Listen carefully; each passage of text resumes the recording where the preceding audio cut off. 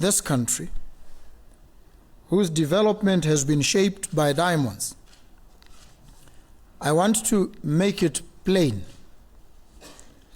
For Botswana, diamonds transcend mere natural resources. They are the cornerstone of a bold development strategy that drives progress and prosperity. The world in which we operate has become more complex and dynamic than before. The competition for consumer share is intense, where demands must be deliberately stimulated in the face of synthetic alternatives, new luxury segments, and tariff headwinds. All these factors test the resilience of our sector, but Botswana has shown once again that we're not here to react. We are here to lead and build confidence in the natural diamond industry. I am glad to report that we are seeing the confidence return to the natural diamond industry, with key stakeholders such as GIA Grading Lab announcing at GCK that it will no longer use the 4 C's for grading synthetics. This will only be reserved for natural diamonds. Our message is being heard, it is being received, and it is resonating with these critical global stakeholders.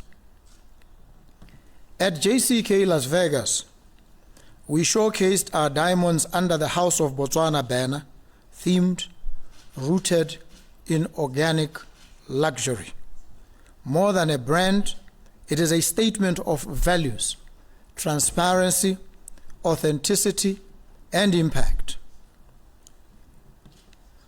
The Botswana Diamond Mark was launched at the JCK, a symbol of origin, ethics, and premium quality that will help command higher value for our stones on global markets.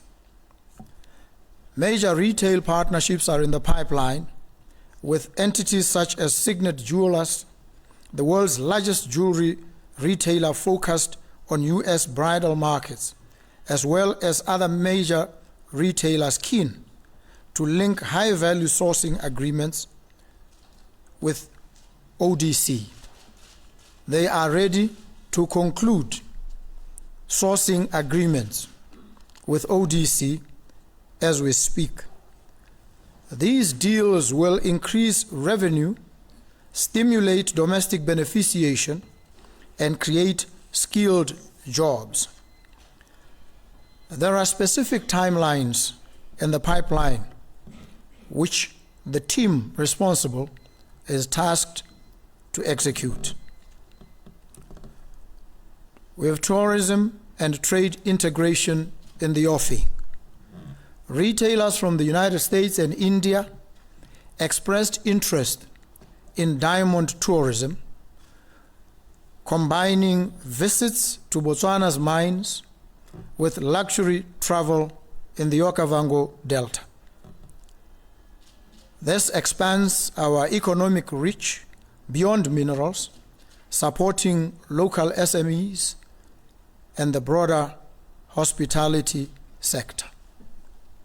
In plainer speaking, we will begin, and the undertaking has been made, to see tourists who come to see where our diamonds are mined, confirm for themselves and be satisfied of our integrity and ethical sourcing, and they will combine this with visiting our tourist attraction areas like the Okavango.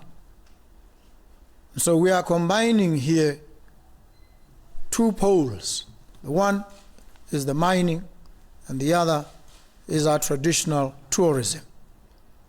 So we'll have tourists coming to see the mines and see the wildlife and the beauty of nature. Digital traceability scaling. Through ODC's blockchain integration with Tracer, ODC 2 to 10 carat diamonds are now traceable. 2 carat to 10 carat diamonds are now traceable. We can authoritatively trace and establish their provenance, their progression all the way to the market.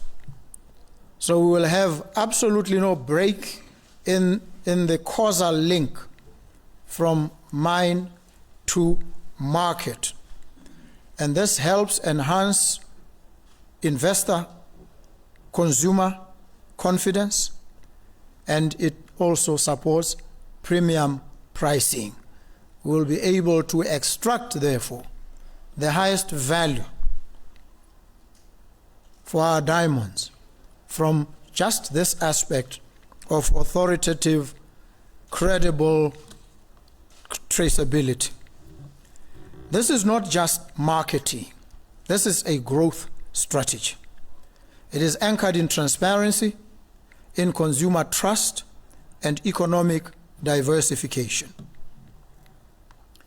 In relation to the WFDB President's meeting in New York from the 10th to the 11th of June 2025, we placed Botswana at the governance table. I was able to deliver at this forum a keynote address reaffirming Botswana's role as a global standard bearer for ethical sourcing. We were formally invited to join the World Federation of Diamond Bourses, which is a significant endorsement of our leadership. We also announced a major institutional development, which is the creation of a national commodities exchange, BMX, to strengthen price transparency, to expand local participation in the diamond trade and other commodities, and in the ultimate instance, to reinforce investor confidence. Botswana is no longer just exporting rough diamonds. We are building platforms for governance, arbitration, and value retention. We have embarked on a bigger picture marketing as a tool for our resilience. In today's fragmented market, category marketing is not optional. It is imperative. It is how we differentiate natural diamonds from synthetic imitations. It is how we defend against uncertainty, such as US tariff tensions and the shifting customs definitions and preferences. And importantly, it is how we tell the truth about natural diamonds, that they are infinite, formed by nature, and deeply embedded in the progress of our communities. You will recall the seminal pronouncement that diamonds are diamonds, mark, reference, and represent authenticity. They are a marker of specialness, a marker of love. And I indicated forcefully and evocatively that love cannot be manufactured in a laboratory. Botswana's story is proof that our diamonds improve and sustain lives and livelihoods for our people. including our most vulnerable communities. They fund education, healthcare, gender equity, and environmental protection. These are not just side benefits. They are the essence of what makes our quality natural diamonds unique. We also called for action. We are now calling on the global industry, miners, manufacturers, retailers, and regulators to unite around 5 key imperatives. 1, to clarify global customs standards to properly distinguish between natural and synthetic diamonds, starting with updated, harmonized system codes. 2, invest in coordinated marketing campaigns that promote natural diamonds as a category, not just as brands.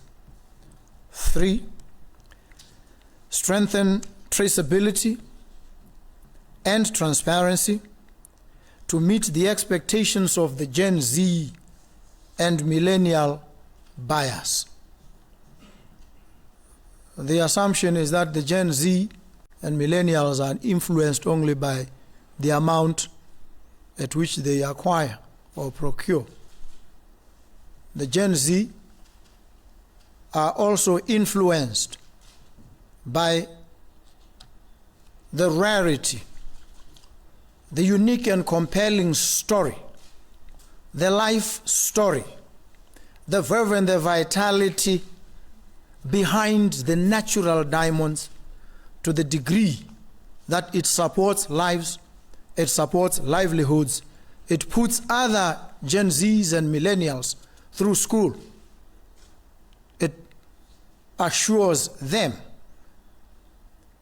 their fellow occupants of that terrain and space, quality healthcare, quality education, quality lives. The Gen Zs are concerned about this. They respond to all these concerns. And so the assumption that the only influence that bears on them is price is misconceived, it's ill-conceived, and we have set out to debunk this myth and bring the Gen Zs squarely into the mix in relation to natural diamonds. 4, the 4th imperative is to support tourism partnerships that link diamonds to national development stories.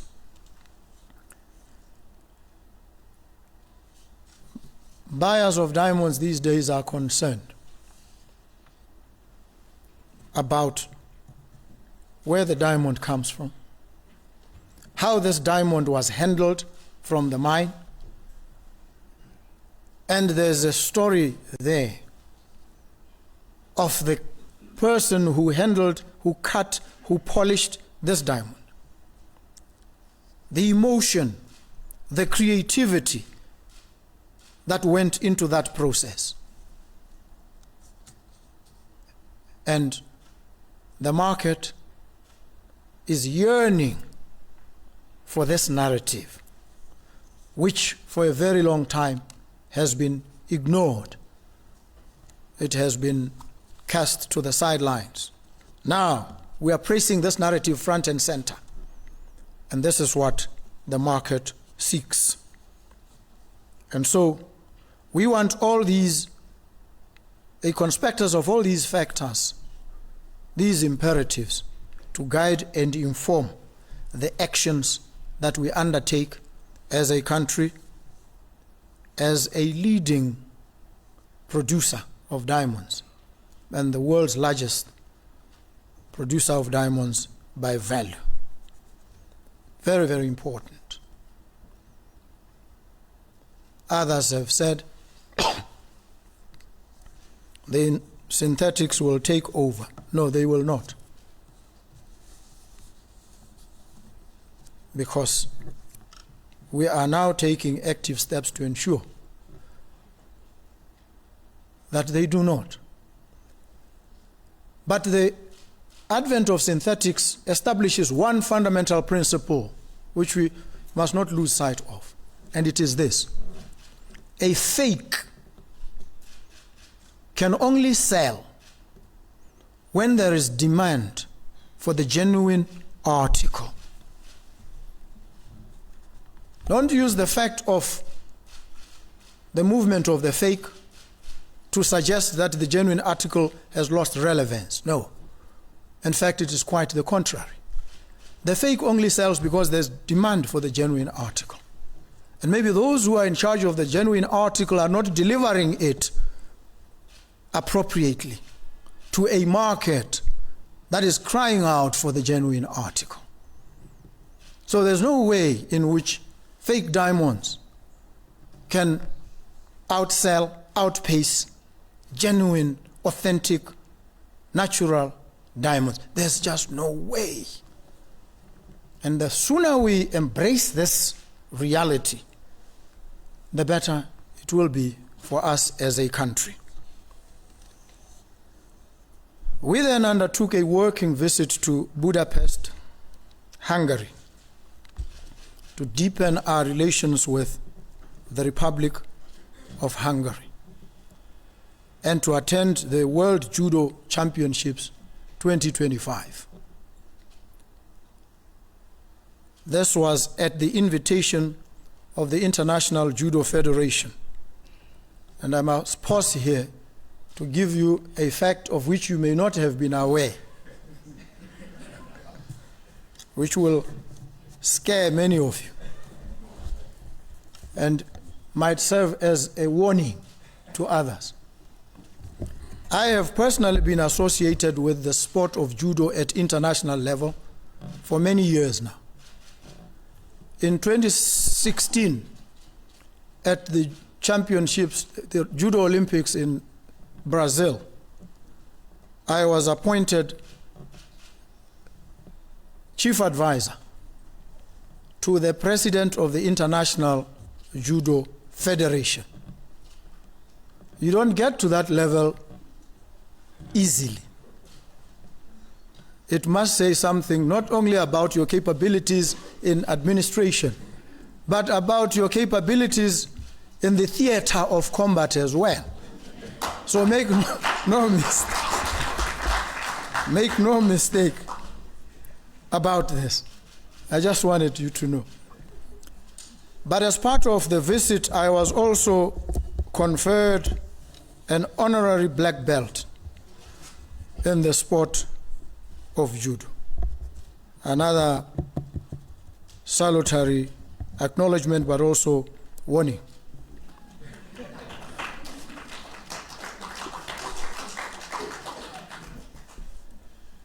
In Budapest, my delegation and I met with 13 investors from various sectors, and we presented to them the investment opportunities in many of our sectors, such as pharmaceuticals, for which the Hungarians are renowned, ICT, agro-processing, manufacturing, and tourism. Agro-processing, you know, the best yogurt in the world, and the whole world, quality, is from Hungary. The very best yogurt. And there's a brand that each time I go there I interact with. It's called Toro Rudi. They know in Hungary that they must always give me that. The point I'm making is that there's a lot our country can learn from the expertise in Hungary. And the Hungarians say to us that they have never colonized anybody. When they deal with other nations, they deal with these nations as equals. And so they approach us with the greatest humility and respect. and they are eager to impart some of their learnings and experiences to us, but also to learn from us as well. Hungary has provided us before with scholarships. We have several students who are in Hungary, 15 at the moment, studying there on scholarships offered by the Hungarian government. I met these young, brilliant people, extremely excited, looking forward to finishing their studies and coming back to serve their country. And we have now put plans from the visit to increase the number of scholarships that are available to Botswana to 50, from the current 15.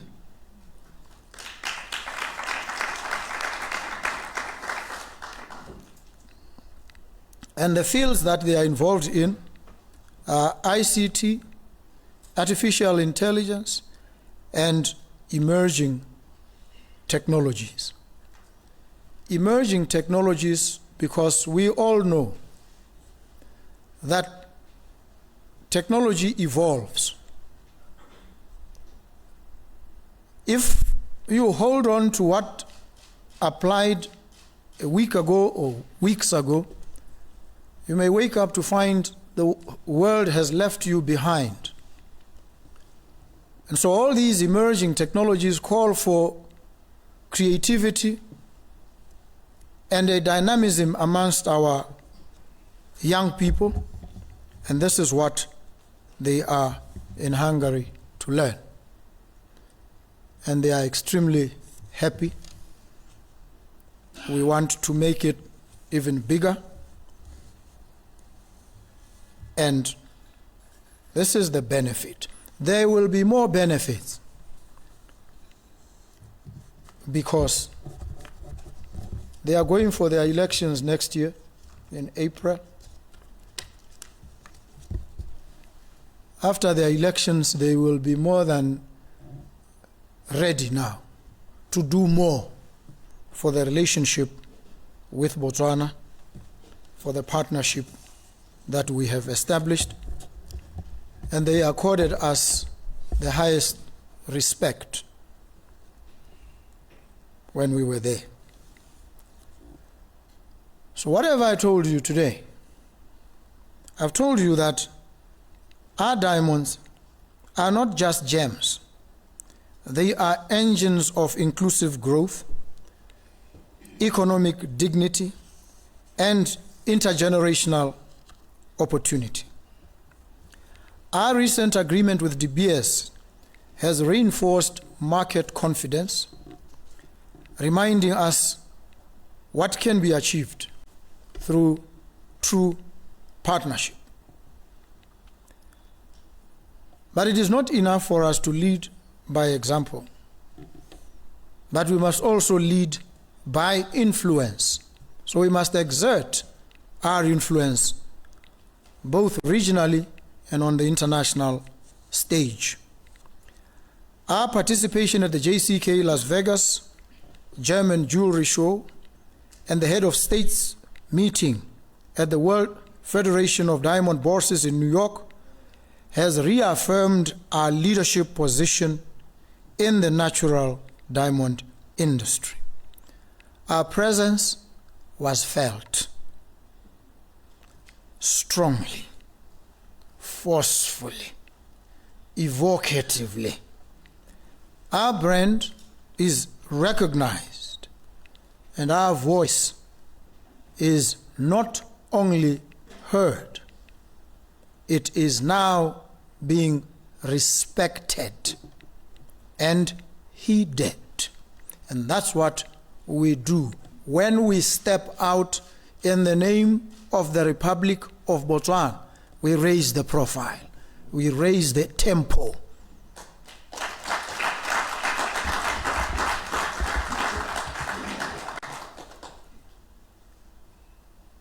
And that is why the President of the Republic of Botswana was given an award, a recognition.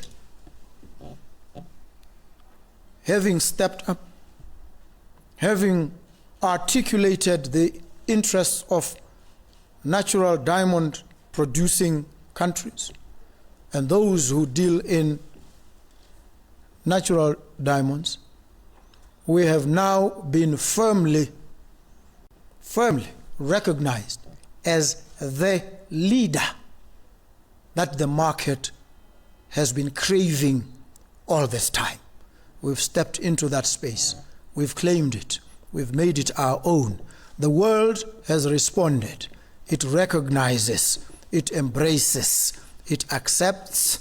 It is now being led by Botswana.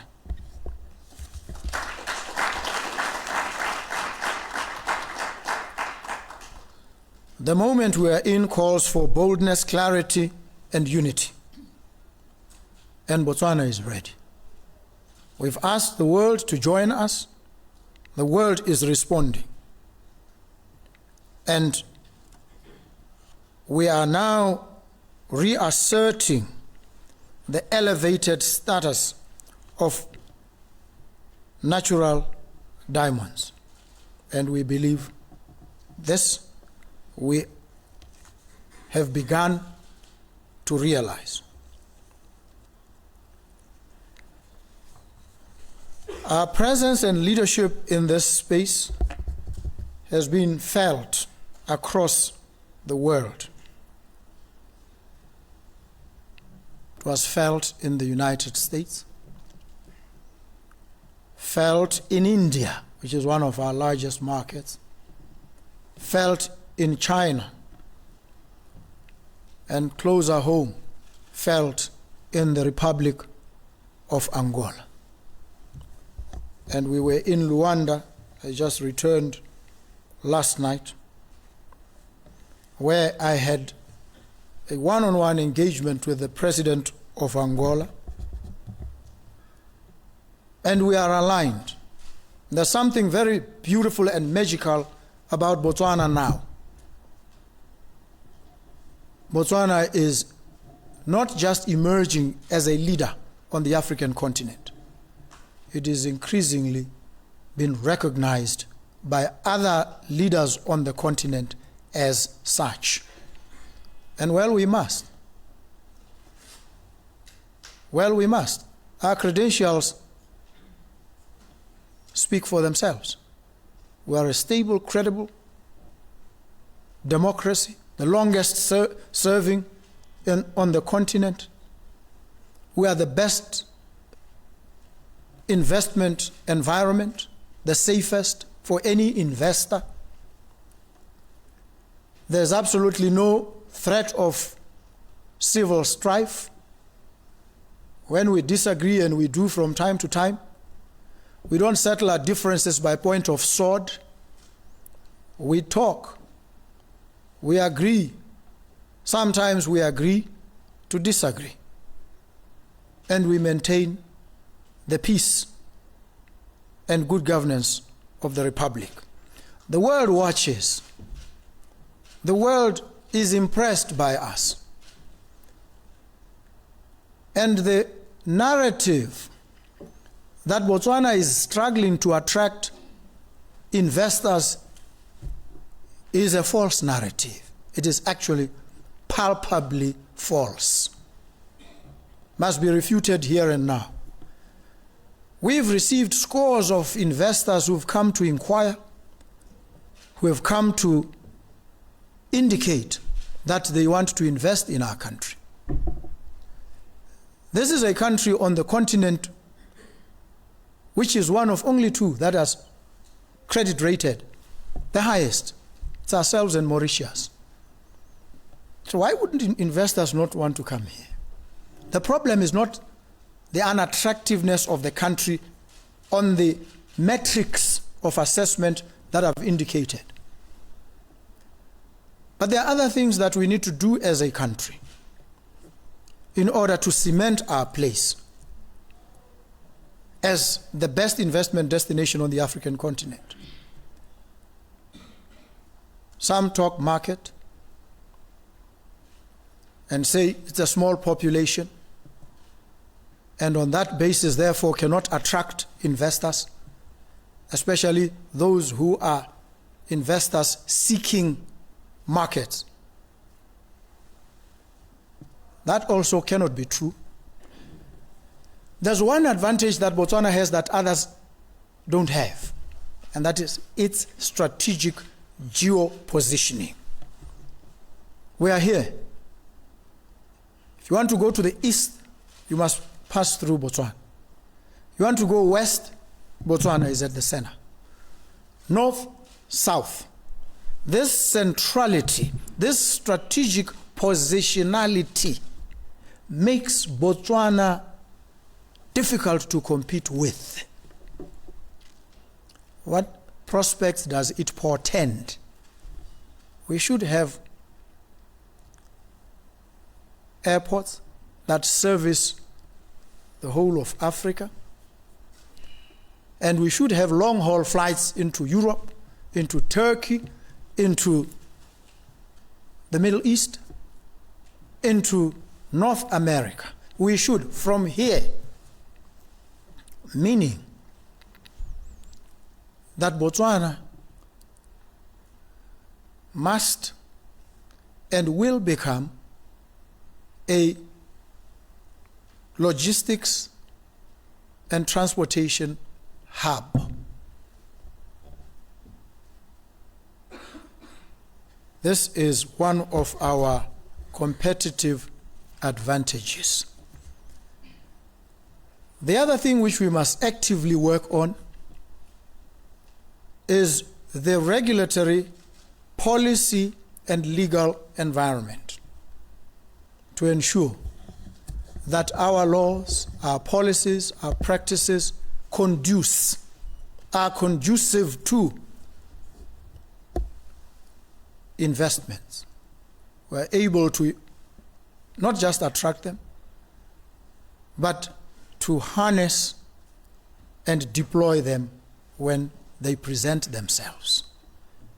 We're going to have to change some of the laws, some of the practices, some of the attitudes. We're going to have to reimagine ourselves and our country and our role in the world. And so we were in Angola, interacted with the government of Angola, interacted with businesses under the rubric of the US-Africa Summit. Another very critical issue that we need to understand. If you want to understand the dynamics and indeed the politics of international trade and investment, the Americans say the volume of trade between us and them is not only low, but it presents an imbalance. They say our goods are entering their market, but there's nothing that they are offering us. None of their goods and or services are finding their way here. This is what the Americans say. And so they say, because of this, we must be subjected to tariffs because of this trade imbalance.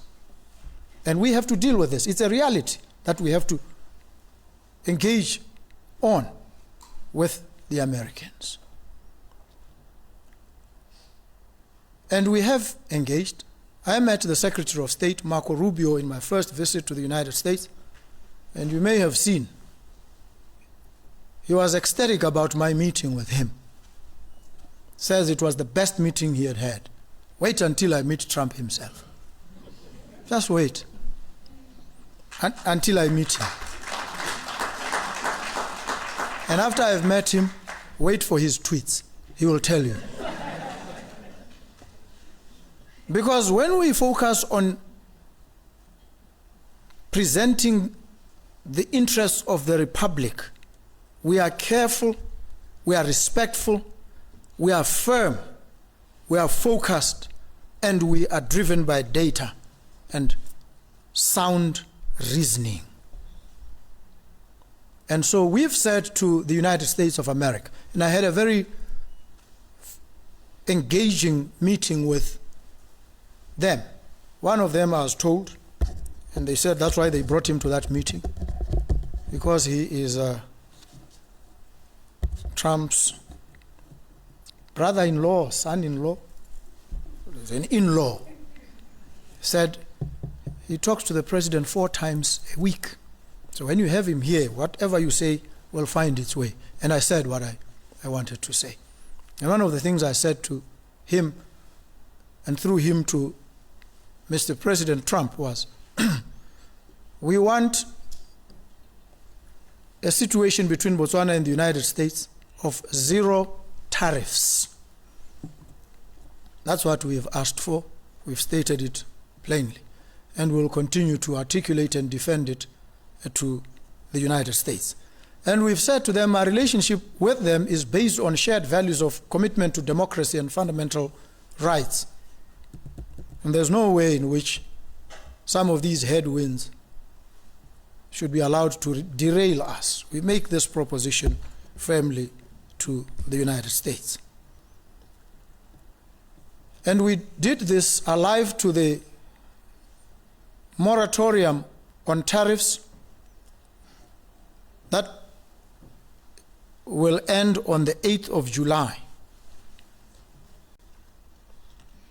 which, if nothing happens, will see the tariffs reinstated or taking effect.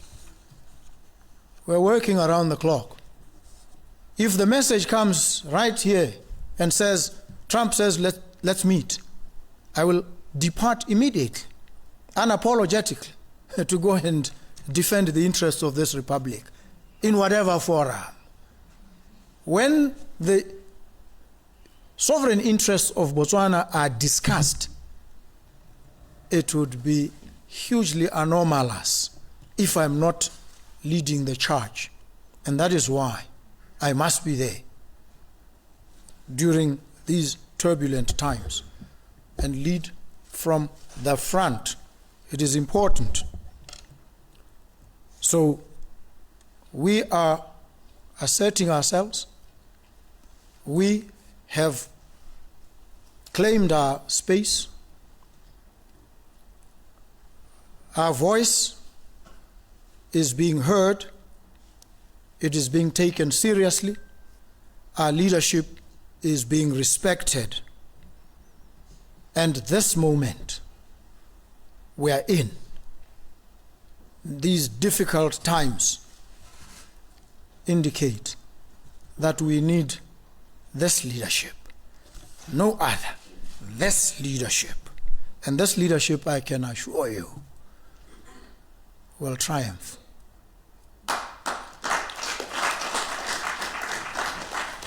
The Republic of Botswana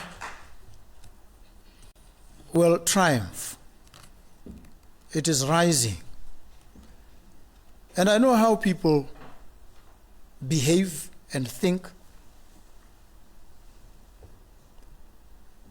They fail sometimes to realize that when you play music, not noise, music, proper,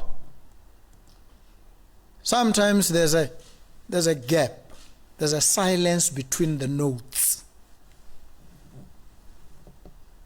It cannot always be a climax and a crescendo. There's a point where there's an inflection, there are ebbs and flows, there's a silence between the notes, and that silence between the notes makes the music, sets the tone for the crescendo, for the climax.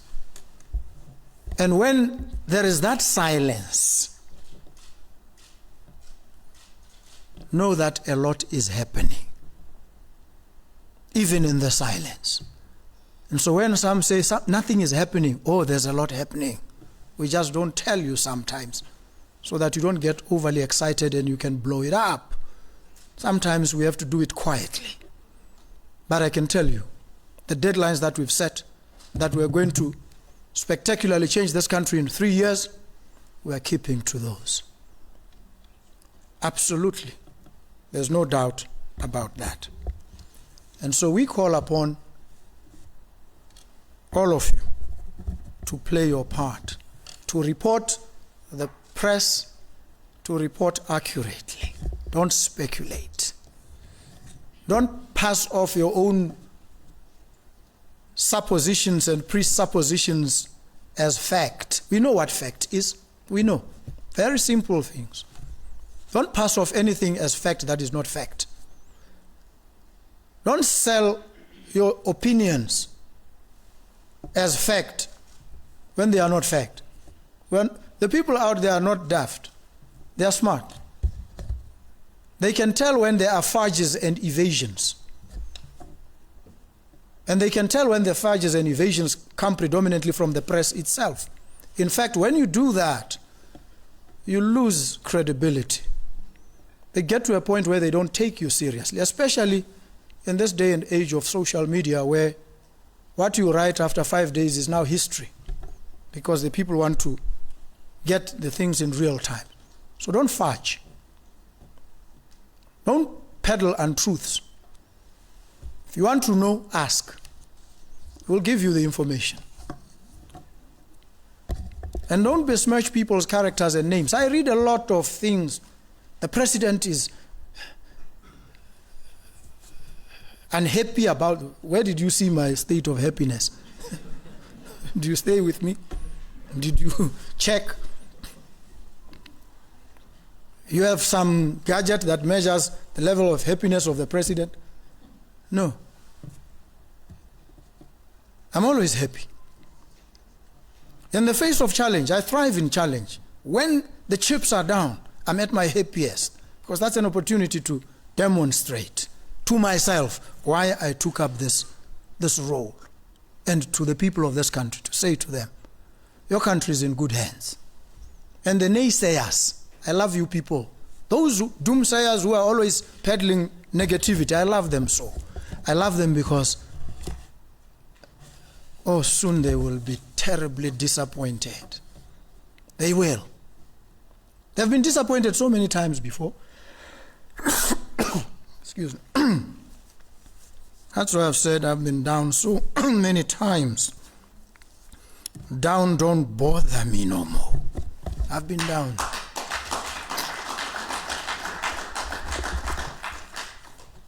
So those who wrote me off and are continuing to do so and writing the country off, or are in for a spectacular disappointment, I can assure all of them, they will be thoroughly disappointed. And the people of this country will be thoroughly impressed, and their interests will be served. In the short term, we will struggle. We have to. We have to reorganize. We have to realign. Not haphazardly, not recklessly, not vindictively, not maliciously. No. In a careful, well-coordinated, sometimes not publicly declared manner. But I can tell you, we are in full control. Make no mistake about it. Just wait. Wait, and you shall